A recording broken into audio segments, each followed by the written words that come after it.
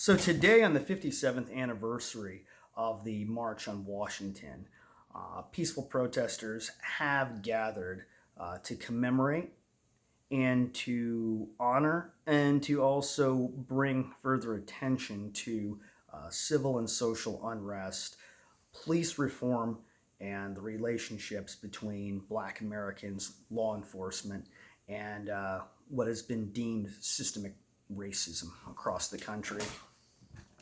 Protesters have assembled once more on the Washington Monument with keynote speeches by Martin Luther King Jr., the incomparable Reverend Al Sharpton, who's yet to call out inner city violence amongst Black people, especially the homicides of many innocent children.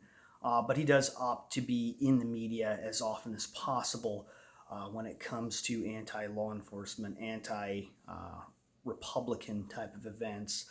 And Sharpton, who himself has a long history of making racist comments that are both anti-Semitic, anti-white, in my opinion, probably didn't give the credence to this rally today that it could have had. But that's my personal opinion. They were joined by Jacob Blake Sr., father of the shooting victim in Kenosha, Wisconsin. Family members, both the brother and sister of George Floyd. Breonna Taylor's mother spoke. Family members for Eric Garner and many more came to speak out at the march, as it was shown earlier in the previous clip. They did call out the current administration, but they were really keen to address disproportionate amounts of, preferential treatment between law enforcement. Talked about COVID-19 impacting minorities more significantly. And then they also addressed peaceful resolution to current social injustice issues. Jacob Blake Sr., father of the shooting victim, who was actually shot 7 times by the Kenosha Police Department for apparently brandishing a knife in response to a domestic disturbance call, noted his son is in the hospital. He's suffering from paralysis and he's handcuffed to his bed. He was shot 7 times, and he expressed frustration at the rally, stating, "Why do they have that cold steel on my son's ankle? He can't get up. He couldn't get up if he wanted to. My son has not been afforded the rights of a human." Blake Sr. mentioned he was also frustrated that 17-year-old Kyle Rittenhouse of Antioch, Illinois, who had been in Kenosha for at least a day or two during the riots that were breaking out after Blake's shooting. He lamented the fact that he was able to walk home, be assisted by the police, still be living. Kyle Rittenhouse is 17 years old. He was helping clean graffiti off the walls in Kenosha, and during one of the altercations that night, a couple nights ago, he actually shot 2 people in the street, killing one of them, who was a known pedophile. I'm not really sure that's a big loss, but he did basically severely wound a man and shot his arm. Blake is someone who has expressed interest in Back the Blue movement, supporting law enforcement officers. He is a Trump supporter. And it should be noted that Trump has not come out and addressed the circumstances with Kyle Rittenhouse, and he is obviously distancing himself and his administration from this incident. He probably won't say anything about him, and if he does, it will be being pressed in the news, and that conversation, that question may come up already today. It may already have at this point. But at this time, social media, namely Facebook, has taken down all posts and all information relating to Rittenhouse. He was supposed to show up for court today. He did not show up, and his mother has requested that he be treated with leniency. So that issue is developing, and there'll be more to come on that, I'm sure, in the next few days. But we're going to switch a little bit. We're going to switch topics here and focus on COVID-19. One of the things about COVID-19, obviously, is it's been in the news for at least 6 months. There's an escalating partisan agreement or argument or disagreement, I should say, probably, over how effective masks are. The scientific community has stated that there is a benefit. Initially, that was not the common perception. Now they're saying there is a benefit in the amount of particulate that may be prevented from spreading when someone sneezes, coughs, or is in close contact with someone else. The concept of social distancing, which is really physical distancing, has been kind of played out, so to speak, over the last 6 months. People are realizing they have to go about their lives.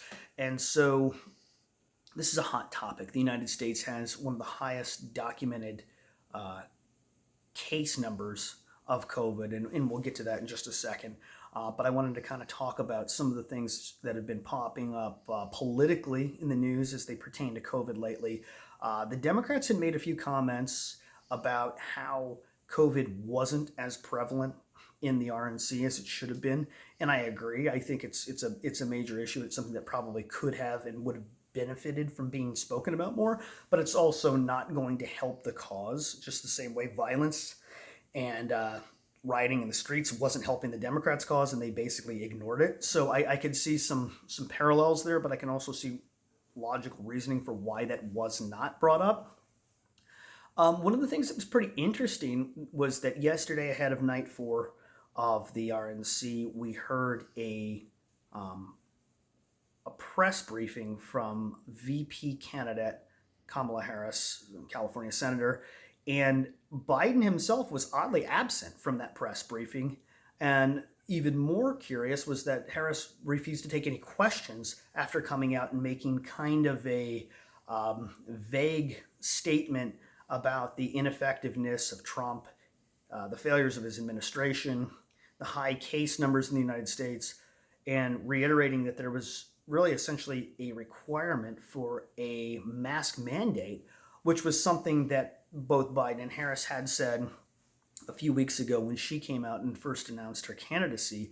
They actually came out and said that we should have a 3-month mandatory mask mandate, which would take us into November election month, without fully explaining why that would be necessary, considering the fact that they're not currently in office. That it's not really their decision to make.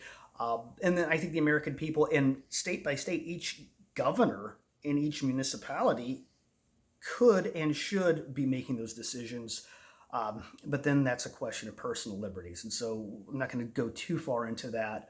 One of the things that I found kind of interesting was that the press briefing was really kind of maybe to try to kill some of the momentum that the RNC had been generating, since Biden was polling about 8 percentage points ahead of Trump, ahead of the RNC coming off of the DNC. As of last night, he was somewhere between maybe 1 to 2 percentage points ahead of Trump, which, still giving him a lead with a small margin of error, shows that the Republicans were resonating with people. Harris coming out making a statement about Trump's failed policies wasn't going to sway anybody who was going to vote for Trump anyway, and I'm not really sure it convinced liberals who were following the Biden-Harris ticket of anything that they didn't already know either. One of the things I found curious was that Harris did mention the unrest in cities, and she mentioned that she actually supports and stands by protesters. But the unrest, as we see it, is more than just protesting. You don't go out at 3 o'clock in the morning and throw Molotov cocktails into a federal building to protest injustice. And considering the fact that a lot of these social justice warriors, as they may be called, are, white people who aren't necessarily fighting a cause on their own behalf. And there are high-profile, high-power, wealthy, successful voices in the Black community who are completely not condoning this. They're not in favor of it. They don't see any incentive. And if anything, it's obviously hurting their cause. It's sowing more and more and more division within the country. And so it's probably not a good idea to instigate and perpetuate and to continue supporting this type of behavior. So Kamala Harris had made the comment that the unrest taking place in American cities is something that she supports, which probably puts her at odds with Biden, who's mostly avoided the subject altogether, other than a few incidences where he punted the subject back towards the Trump administration, stating that it was Trump who wanted the violence, whatever that means. it was Trump who was looking for division, as Biden put it in so many words, possibly insinuating that he's not going to defund the police, even though he says he doesn't support that stance. He has not condemned that stance. The idea that we burn down the system and rebuild is something a lot of Democrats have been pushing for, and there is no doubt a correlation between the unrest that's being caused by businesses being closed, riots starting, COVID keeping people on lockdown at home, people of minority status being disproportionately impacted by COVID, not having the ability, or in some cases the luxury, of being able to social distance and remain apart. So one of the things that I wanted to kind of highlight, and I want to touch on right here, are some of the current numbers of COVID in the United States. Now, it should be noted that the United States is showing the highest case rate. The United States is a large country, a diverse country, 331,002,651 people as of the most recent 2020 status results. For the population, we have 5,799,046 total documented cases. Now, to put that in perspective, that is 0.0175% of the population. That is a fraction of 1% of our entire population who have had any testing for COVID and tested positive. That's not a large number. If you take a look at the death rate for COVID, just in the United States, now Brazil is second after us, and there are several other countries that fall not too far behind per capita. We are number one. We're being highlighted. I don't feel that Trump did anything wrong. He was actually called out for banning travel from China, banning travel from Europe. Democratic leaders were saying that he's racist for closing down Chinatown and Asian-owned businesses and targeting minorities. And then it was found just weeks later that after they kind of came out of this cloud of suspicion from the impeachment over the Ukrainian call, that COVID was spreading rather rapidly in the United States. And so we have 178,998 cases of individuals who have unfortunately died from COVID-19 in the United States as of now. This is a statistic that just came in as of yesterday evening, August 27th. So in the last 24 hours, 0.0005%. That's 3 zeros in front of a 5. 0.0005% of our population has died from COVID-19. A mandatory nationwide mask mandate is being called on. Why don't we take a look at where some of the key areas that COVID-19 has been expanding? It's safe to say that New York State has been number one, the epicenter. It broke out initially in Washington State, Providence Medical Center in Everett. There was a gentleman who was diagnosed with COVID back in January.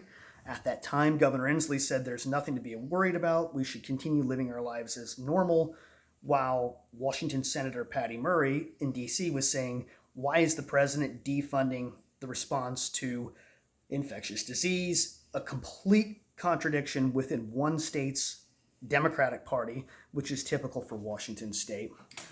But for credit to Washington, the curve had been flattened. Cases are going down. There's a mandatory mask mandate, which was probably too little too late. It doesn't really seem to make much of a difference at this point, but that's neither here nor there. The number one state is the number one state is New York. COVID cases have been exceptionally high, exponentially higher than anywhere else. Mario Cuomo's son, former New York Governor Andrew Cuomo, has a misguided effort to treat COVID. And I think he's trying to erase some of what he did. Andrew Cuomo placed COVID patients in nursing homes with the most vulnerable demographic of senior citizens who are most susceptible to it, spreading the disease like wildfire. The population density in New York City is extremely very dense. And as we know, Bill de Blasio is a pretty ineffective mayor. But the combination of de Blasio's leadership in the city and Cuomo's failed leadership at the state level has really combined to make a uh, bad case of many COVID documentations and deaths in New York, which is tragic. And I think if they had pulled together and worked with the president closer, this probably wouldn't have been such an issue. But the funny thing about it is now Cuomo is praising himself for his quick response to the disease, to the virus, negating the support that he received from Trump, although it was delayed. Trump did send in a boat with military support, tons of ventilators, and he's being blamed by Cuomo. Cuomo said the Trump administration has one COVID strategy: denial. If you don't take your temperature, you don't have a fever. If you don't test people for COVID, there are fewer cases. Now they're forcing the CDC to fall in line with this head in the sand strategy.